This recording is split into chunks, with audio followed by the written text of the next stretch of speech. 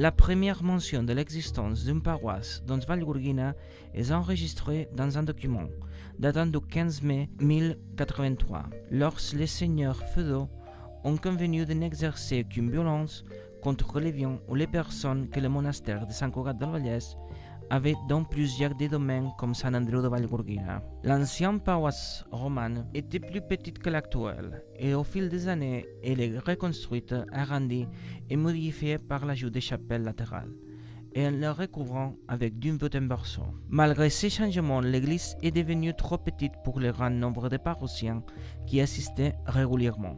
C'est pour cette raison que de 1771, elle est élargie de nouveau pour les accueillir. Cependant, en raison d'une forte croissance démographique au début du XIXe siècle, juste après les ravages de la guerre d'indépendance, ils ont décidé de construire une nouvelle église plus proche du village, évitant ainsi les déplacements à la lointaine vieille église.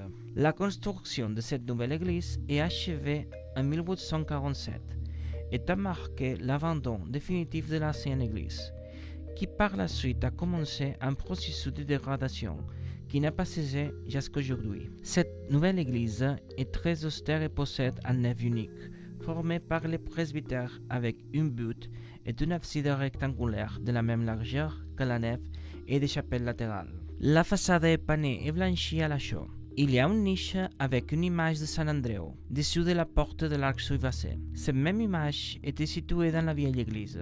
Le clocher s'élève à midi, à côté de la façade. C'est une tour à base carrée, qui a 6 côtés dans la partie supérieure, était surmontée d'une balustrade de bouffée.